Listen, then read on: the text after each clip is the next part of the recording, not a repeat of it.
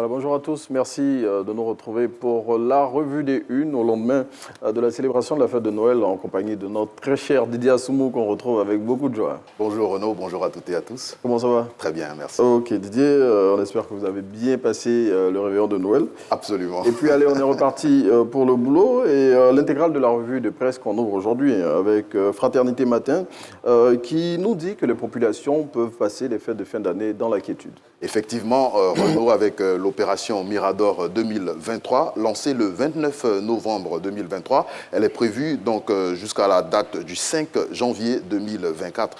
Ce sont au total 17 700, pardon. 370, vous voulez dire? Exactement. 370 des forces armées qui sont donc impliquées dans cette opération, notamment 6 000 forces de police, 6 000 gendarmes et près de 5 000 militaires donc, qui sont mobilisés pour cette opération. L'objectif étant donc de faire passer des fêtes agréables à toute la population sur toute l'étendue du territoire national. Les zones d'action sont principalement donc les zones de réjouissance, les centres névralgiques, de nuit, lieux de culte. Les lieux de culte et également les lieux de communication interurbaine.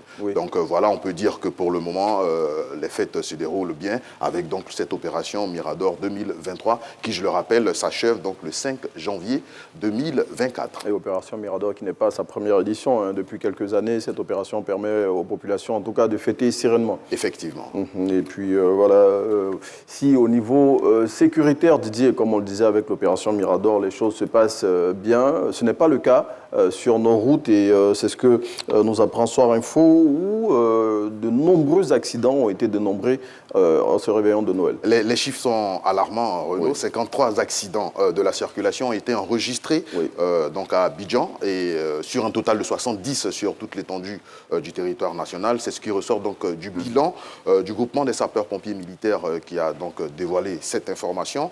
Au total, selon donc les pompiers, c'est environ 153 interventions qui ont en cours dans la même période. Et donc, pour cette année, il y a donc des accidents de plus en plus qui ont été enregistrés, il faut le dire. Les sapeurs-pompiers donc invitent les populations à savoir raison garder pendant cette période de fête pour éviter autant que faire se peut donc des accidents qui endeuillent, il faut le dire, des familles en Côte d'Ivoire. Justement, ce n'est pas le moment d'endeuiller les familles parce qu'on est dans une période de fête, de réjouissance et surtout on va passer à la nouvelle année après pour parler comme quelqu'un, la première étape du réveillon de Noël.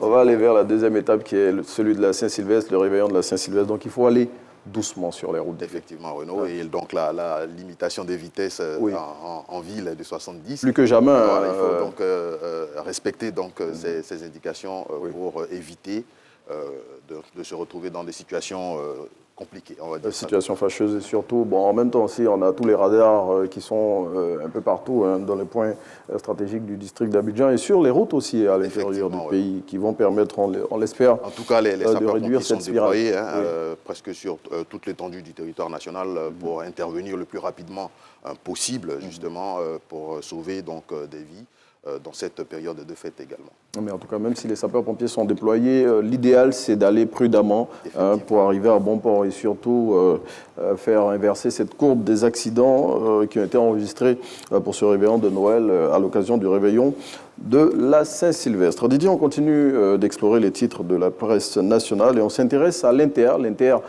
qui nous dit qu'après son élection à la présidence du PDC-RDA, c'était le vendredi 22 décembre dernier, eh bien, Tidiane Thiam fixe ses priorités. Et Renaud, on peut le dire, le paysage politique connaît un nouveau visage. L'opposition ivoirienne est désormais incarnée par Tidiane Thiam, le nouveau président donc, du PDC-RDA. Il succède ainsi à Henri Konan Bédié, décédé en août dernier. Il a été élu avec près de 96% des voix lors donc, de cette élection, du 8e congrès donc, du PDCI qui s'est tenu à Yamoussoukro.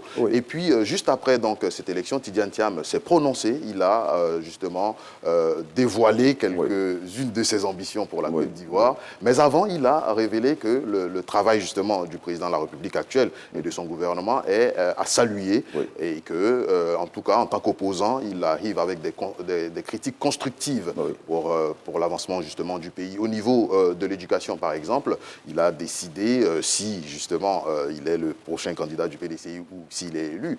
Donc, remettre les bouchées doubles au niveau de l'éducation, parce que pour lui, le capital humain est, on ne peut plus important pour le développement d'un pays. Quant au domaine sanitaire, Renaud, il a donc déclaré que les zones rurales devraient bénéficier de plus en plus donc, des infrastructures sanitaires pour leur permettre de se soigner décemment. Et puis, au niveau des emplois et des entreprises, Tidjane Thiam a dit qu'il a le profil idéal pour justement porter un coup d'accélérateur donc à la création d'emplois et également au développement des entreprises en Côte d'Ivoire. Dans tous les cas, les défis qui attendent Tidjane Thiam sont légion, et au sein d'abord de son parti, et ensuite au niveau national. Dans tous les cas, on peut le dire, c'est un nouveau visage dans l'arène politique ivoirienne qui, on l'espère, va porter les débats à un autre niveau. Oui, en tout cas, il a dit que le temps des invectives était fini, il fallait aller dans des critiques constructives, et vous l'avez relevé, il a reconnu le travail colossal abattu par le gouvernement ivoirien avec sa tête, le président de la République, Alassane Ouattara, et il a dit que l'objectif était de continuer de faire des critiques constructives. Voilà, faire des critiques constructives pour permettre justement à la Côte d'Ivoire d'aller de l'avant dans tous les secteurs d'activité et dans tous les pans de la vie socio-culturelle et sanitaire aussi. C'est cela aussi la politique. Oui, c'est cela aussi la politique. Et il a relevé le temps des invectives, et tout cela, c'est terminé. Il faut aller dans des propositions constructive. Et puis, Didier, on va parler d'infrastructures. Eh bien, 2 nouvelles aérogares seront opérationnelles à compter de demain. À partir de demain, c'est le ministre donc, Amadou Touré qui l'a annoncé, après donc, une visite sur les installations des aérogares de Korogo et également de San Pedro. Ils étaient en travaux depuis 2019, et puis à quelques jours donc, de la CAN. C'est une bonne nouvelle pour les voyageurs ivoiriens, mais également pour toute la population qui sera donc, en Côte d'Ivoire pour la CAN. Ces aéroports, donc, selon le ministre, sont achevés à 99%. Aérogares, vous voulez dire? Pardon? Aérogares, pardon, ouais. Bon.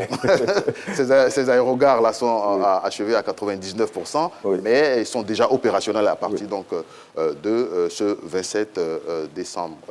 Voilà, donc c'est une bonne nouvelle à quelques jours donc, de la CAN. Il faut savoir, Renaud, que cette opération s'inscrit donc dans le cadre de la rénovation de certains aérogares, mais également de l'aéroport Félix Houphouët-Boigny. Et la Côte d'Ivoire ambitionne justement de devenir un hub au niveau donc, de l'UEMOA.